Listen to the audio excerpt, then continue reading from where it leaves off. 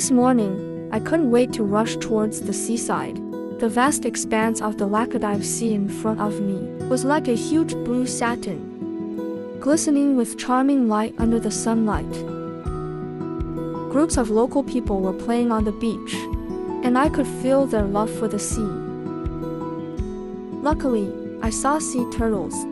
It is said that sea turtles come to lay eggs in Galle from April to September every year.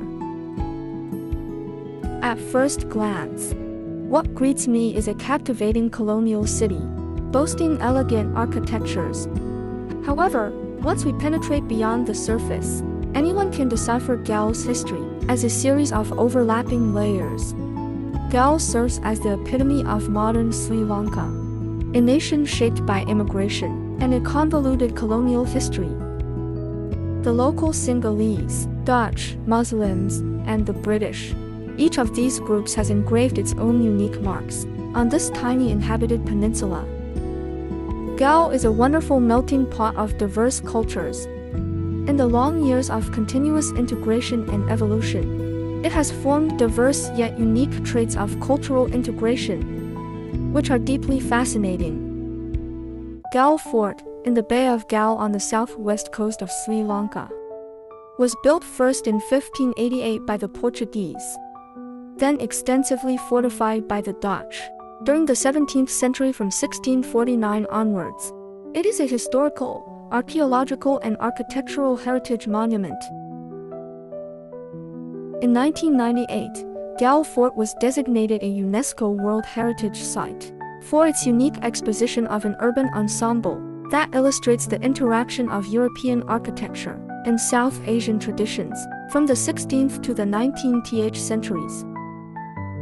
The Galle Fort, also known as Dutch Fort or Galle's Rampart, is renowned as one of the preeminent examples of European fortified settlements in Asia. Within the fortified walls, the old town was meticulously laid out in a grid, with a precision characteristic of military planning. Spanning roughly 130 acres, this fortification has remarkably retained an astonishing state of preservation. Indisputably, a stroll along the rampart stands as the most beloved activity among both locals and tourists. The warm sunlight poured down, and the whitish waves beat rhythmically on the shore, and the salty sea breeze gently flowed around me. In an instant, a vibrant and energetic atmosphere spread freely in the depth of my heart. Everything around me made me feel so vividly and profoundly that I was alive. For more than 2 centuries, Galle has been the busiest port on the island.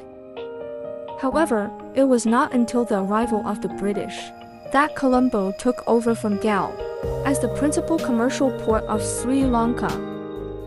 Currently, it ranks as the most favored destination for viewing the sunset over the sea. Although the sea looks calm and peaceful at present, the city was severely devastated by the 2004 tsunami. Owing to the Dutch-built fortifications, the old town sustained only minor damage, whereas the tsunami waves utterly demolished the modern section of the city outside of the wall. Paradoxically, this catastrophic event served as a catalyst that reignited Galle's historical revival. Galle would earn my vote as the top destination for relaxation and living in Sri Lanka. Compared to the capital Colombo, Galle feels like a space lost in time, where modern hustle yields to timeless elegance. I enjoyed lunch in a courtyard surrounded by white buildings. In Galle Fort, lining the streets are whitewashed mansions with grand verandas. Despite modern transportation weaving through the streets, the essence of the streetscape remains intact. From cobblestone streets to traditional red tile roofs, Galle has avoided the ravages of urban dereliction or unbridled redevelopment. Its compact layout makes Galle best explored on foot. The main commercial street offers a vibrant yet charming atmosphere, with an abundance of souvenir shops and restaurants. Central Galle may sometimes feel overly touristy. Tourism has been driving Galle's economy for 20 years. Nowadays, this former colonial town has evolved into Sri Lanka's premier cosmopolitan enclave, showcasing boutique stores and fine art galleries. Even decades after independence, foreign influence persists. Nearly half of private residences remain in European-descendant hands. Entrepreneurial locals and foreign investors have snatched up every other structure in town. Several historical landmarks have been meticulously renovated and converted into upscale dining and shopping destinations. Moreover, Galle's revival is ongoing. Fortunately, the essence of authentic Galle endures. Within Galle Fort lie not only churches and mosques but also vital civic institutions, such as government courthouses and schools, drawing crowds of locals from modern Galle and fostering a thriving community. This is my favorite poster shop, tucked away in a lovely white building, pushing open a vintage black lacquer wooden door. What struck me most was its spatial narrative. The exhibition design here intertwines rationality with sensibility, weaving multiple styles of posters into a three-dimensional visual history, imbued with Sri Lankan artistic styles. The posters hanging on the walls tell the story of Sri Lanka in silence. As a designer, I'm deeply inspired by the graphic design of each poster. I couldn't resist picking up some posters. Who would have thought that? I carried these posters back to Thailand, then returned to Sri Lanka, and eventually brought them all the way back to China. As the sun gradually set, I returned to the seaside. Above the sea, the gorgeous orange sky was breathtaking. Galle does not blindly cater to the wanton development of tourism.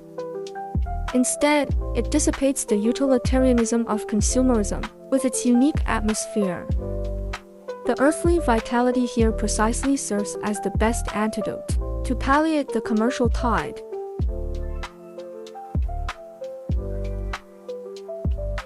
Galle Fort has ultimately formed a wonderful symbiotic integration, a destination where tourists are reluctant to leave, and a community where locals have lived for generations. This is a gallery showcasing the works of local artists. I lingered in the gallery for a long time. Those exotic artworks seem to have magic powers, drawing me into a fantastic art world, and making me deeply feel the unique charm of local art. It's a British-owned general store. The front hall sells handmade clothes, but the backyard holds a swimming pool that adds a romantic ambience. And the poolside corridor is designed as a gallery. Each painting is like a unique little world, brimming with boundless creativity and fascinating stories, as if I could perceive the rich spiritual world of local painters through them. I passed by the Miran Juma Mosque and inadvertently heard the beautiful voices of praying. At that moment, the bustle of the world and the purity of faith blended here in a wonderful way. 2 days in Galle Fort were like a beautiful dream. I'm really fond of this community, especially the seaside sunsets. The idea of coming back to life here for a while was planted in my heart. Tomorrow, I'm going to have a whale watching tour in Malaysia.